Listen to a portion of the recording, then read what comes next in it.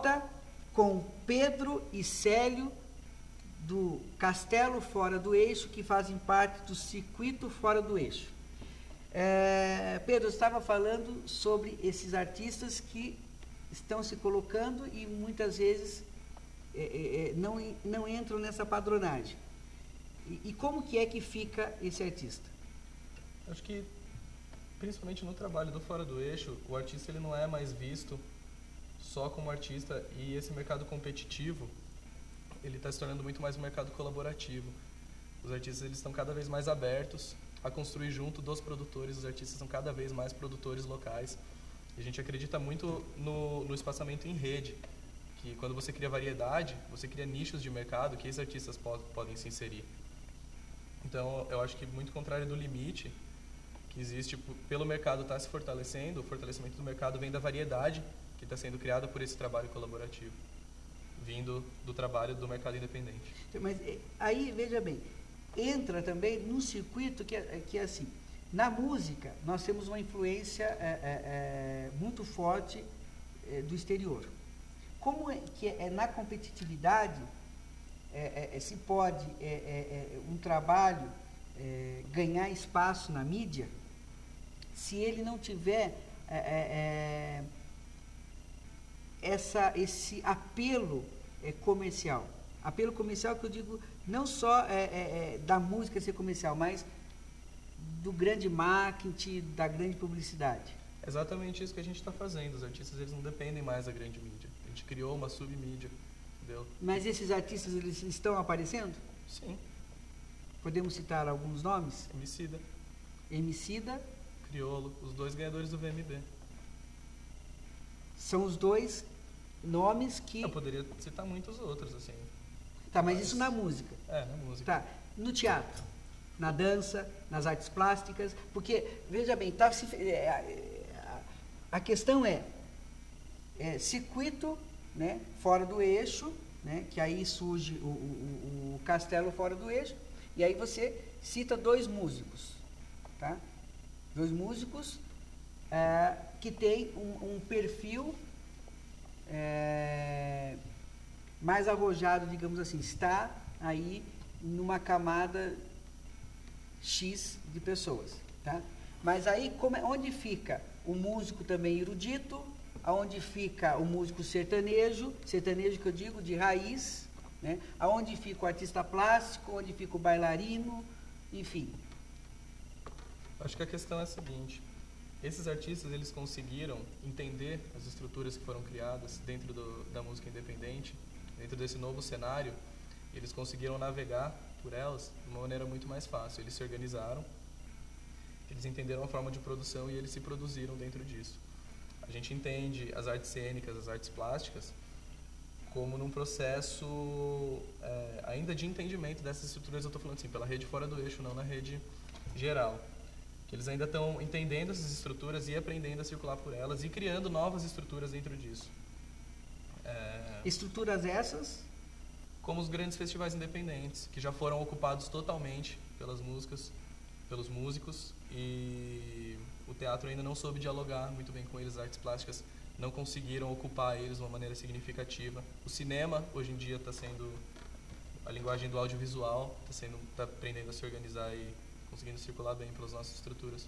Então, podemos entender que dentro dessa perspectiva de trabalho, dentro dessa metodologia, a música consegue estar à frente por estar entendendo o processo. Seria isso? Acho que é por uma questão de mercado mesmo, por a gente ter uma demanda maior de bandas, ter uma história mais forte na música independente, que o teatro você consegue alguns apoios, você consegue circular de uma maneira melhor que a música.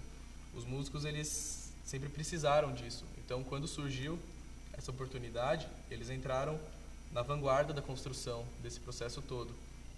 E a música entendeu com mais facilidade e ocupou melhor essas estruturas nesse momento inicial. Mas a gente tem que entender também que é um momento inicial e que não é fechado a nada. A partir do momento que todo mundo conseguir construir junto e dialogar nessas novas formas de produção cultural que estão sendo criadas, a tendência é a pluralização das linguagens. Por exemplo, Célio, qual seria a metodologia, como se podemos entender a formatação de um projeto, né, que seja totalmente dentro desse coletivo e que não dependa de nenhuma subvenção, de nenhum projeto de leis, enfim. Como que se monta um projeto como esse e como esses grupos se articulam? A gente trabalha bastante na questão de parcerias, assim.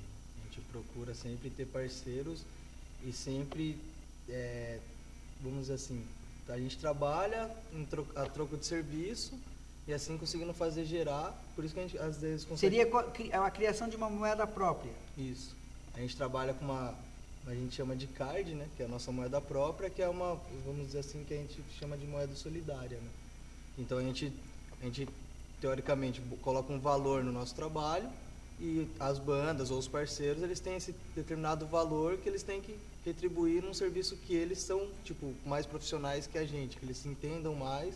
Então, com isso a gente consegue ampliar, né, essa rede e consegue fazer festivais muito maiores, muito melhores, assim, tipo, desde a comunicação até o release final da festa, quando acabou.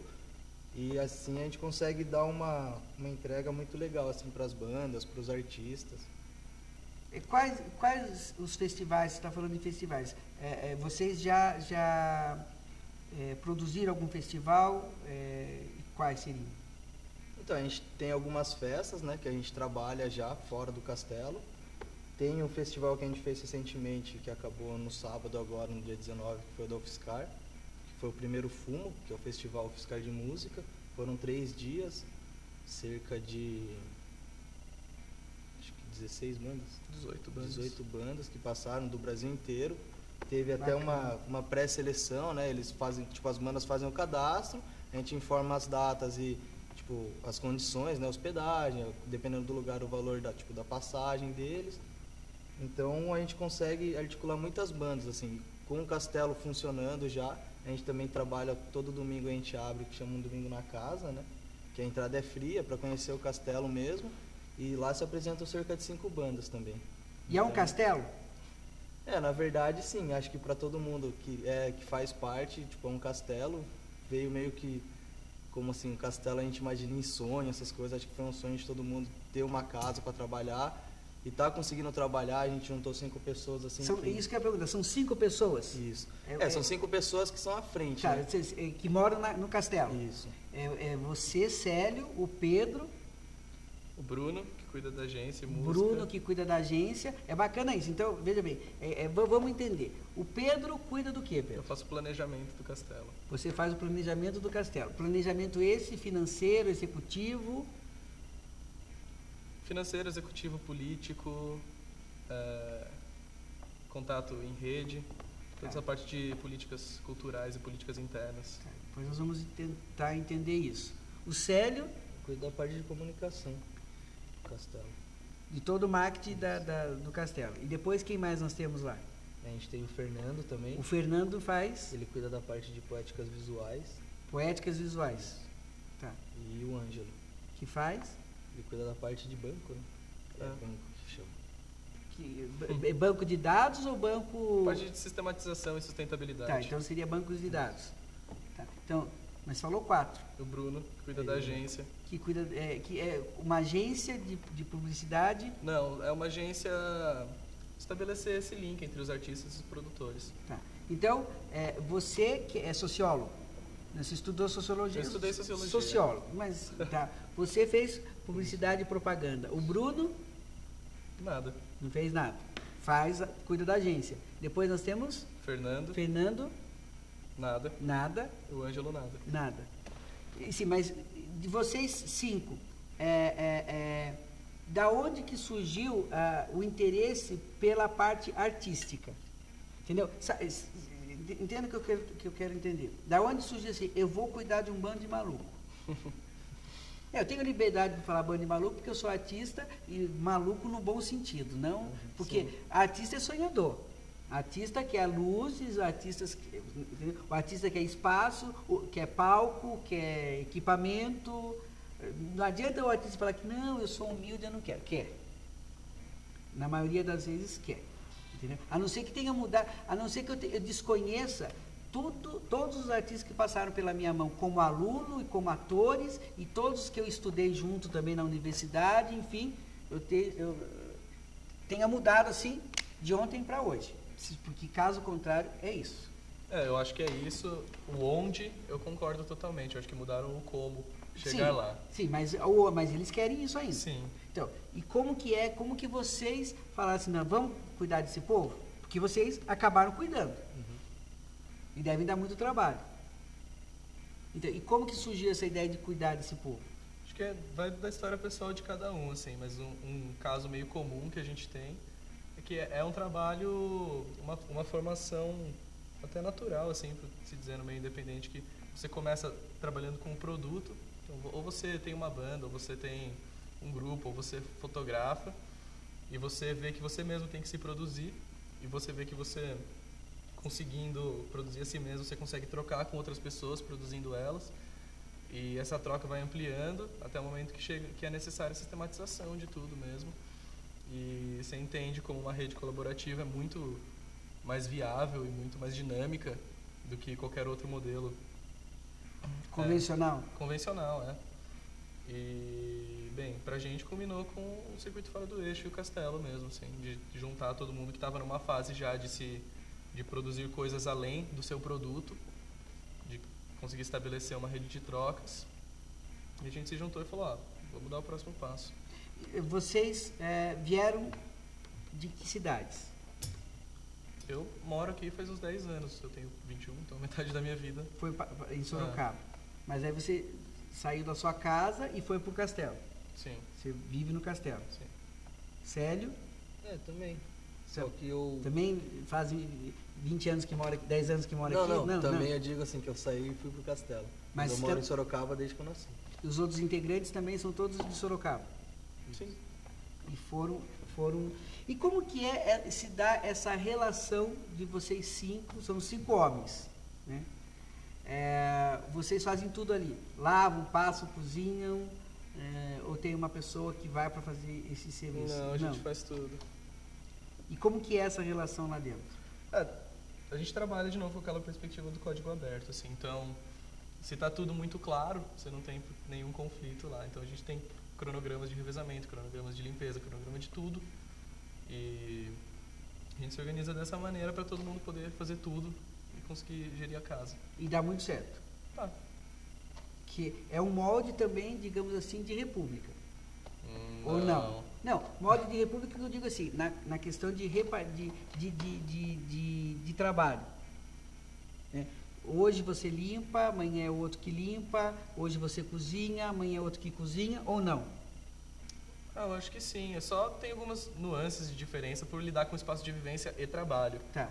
Não, sim, porque ali é um coletivo onde se mora e gerencia um trabalho. Isso está perfeitamente explicado. Mas não deixa de ser um grupo em prol de um mesmo ideal no trabalho. Mas não tem por mais que queiram ter o mesmo ideal enquanto perspectiva de ser humano, as vontades e os gostos muitas vezes divergem um pouquinho, porque é impossível 5 pessoas na idade de 20 e poucos anos terem o mesmo padrão de, assim, todos querem assistir o mesmo jogo de futebol, todos querem comer a mesma macarronada, todos querem tomar banho com o mesmo shampoo, todos querem gostar do amarelo. Entende? Estamos terminando o segundo bloco e já voltamos.